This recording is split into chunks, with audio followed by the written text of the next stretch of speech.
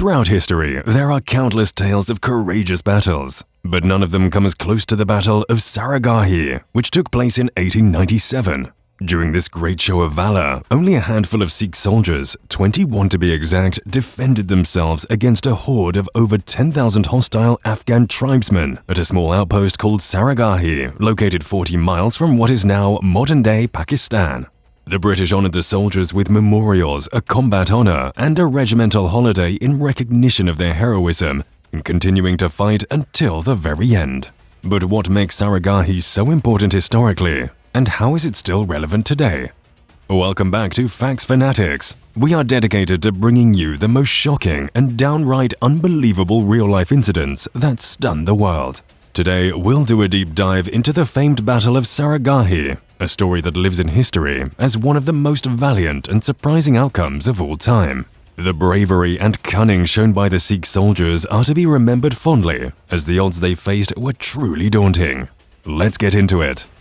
The story of perhaps the bravest final stand in all of human history revolves around 21 Sikh soldiers in a conflict that would go down as one of the most lopsided battles in all of history. The conflict took place at a pivotal time in history known as the Great Game, a time of increased hostilities between Britain and Russia, while seeking to control Afghanistan and other areas in Central Asia. Britain established a forward strategy of occupying frontier territory and maintaining a presence in areas used by the Pathans, the local tribes. To overcome the local tribes and eventually establish various strongholds on the high ground of the Mastan Plateau, Brigadier General Sir William Lockhart led 2 expeditions into the mountains of Samana in 1891. The British built forts to protect these territories and communication lines. On the crucial ground, 2 new forts, Lockhart and Gulistan, were built.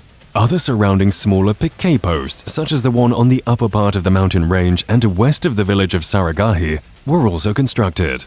This post was designed to be visible from both forts. It was the most crucial of the piquets because it allowed for the maintenance of heliographic signal communications between the 2 main forts. Although Samuel Morse had developed the telegraph much earlier in 1835, the heliograph became a crucial tool for sending Morse code on the battlefield because the wires used for Morse code were often cut, leaving heliographic signals as the only means of communication between the forts. The 36th Sikh Regiment of Bengal Infantry was the specific unit assigned to the Samana Range. It was created in March 1887 to serve in the anarchic northwestern frontier and quell tribal discontent. Colonel Jim Cook and the notorious Captain Henry Holmes, who was the tallest and strongest man in the Indian Army at the time, established the battalion. It is believed that he issued a challenge to a wrestling contest to men in Ludhiana, Punjab, with the condition that if they lost, they would enlist. Young men flocked to beat the Brit, and by January 1888, the 36th had 912 soldiers in 8 companies.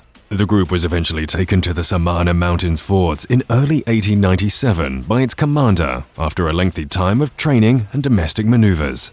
While the 36th Sikhs went about their daily business, the Afridi people of nearby Tirah rebelled against the 16-year peace agreement they had with the British as the border lines were being drawn. By August 1897, a jihad had been proclaimed by the well-known preacher Mullah of Hadda.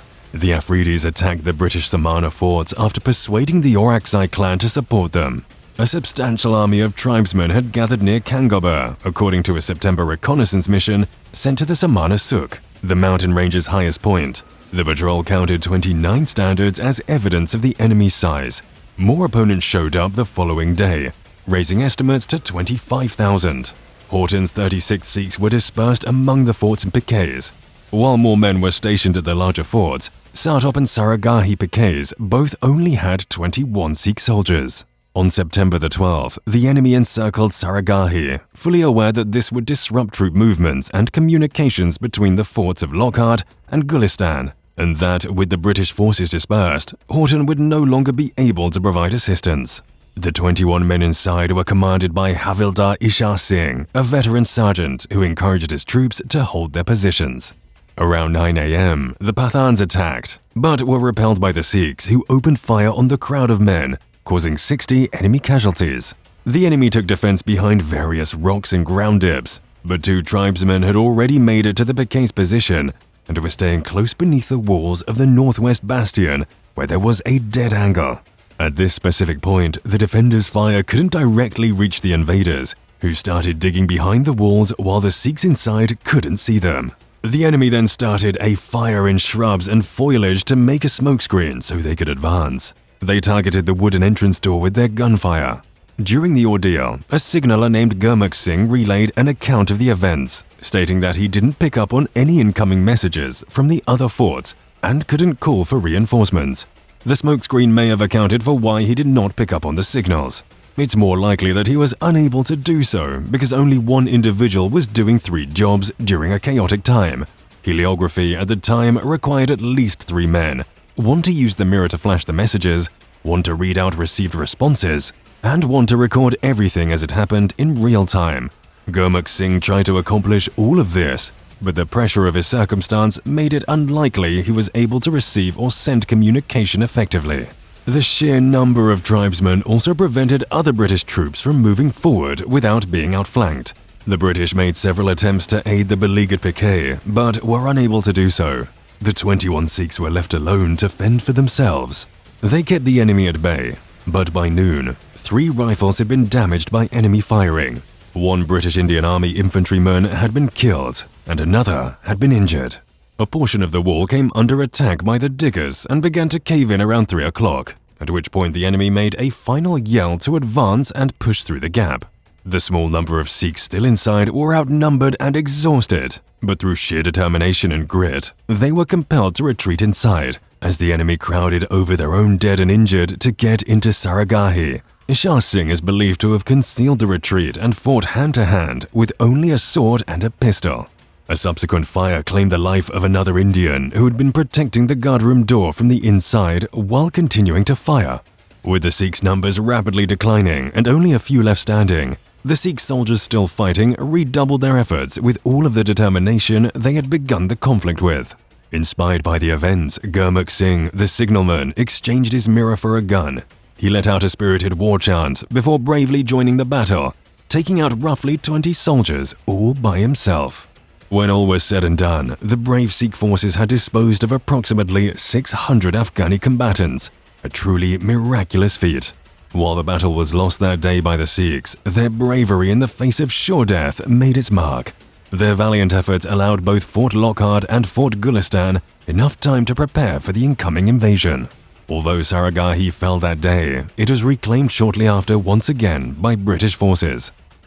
The story of the gallant soldiers' stand was telegraphed out to other nations, and leading newspapers all over the world reported on it shortly after. The British constructed 2 memorial gurdwaras in the Sikhs' memory, one close to Sri Harimandir Sahib, the Golden Temple in Amritsar, and another in Ferozepur, realizing the significance of this last stand in encouraging more Indians to enlist and fight.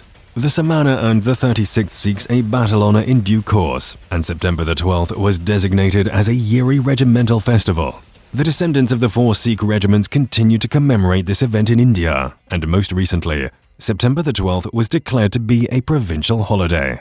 In addition to this, the Battle of Saragarhi is now officially remembered in the UK as well. There have been numerous annual commemoration events to remember the bravery of the Sikh forces, proving that their heroism will live on in the history of the world. Thanks for watching. If you like this video, please help us to continue providing similar stories by liking and subscribing to our channel. Until next time.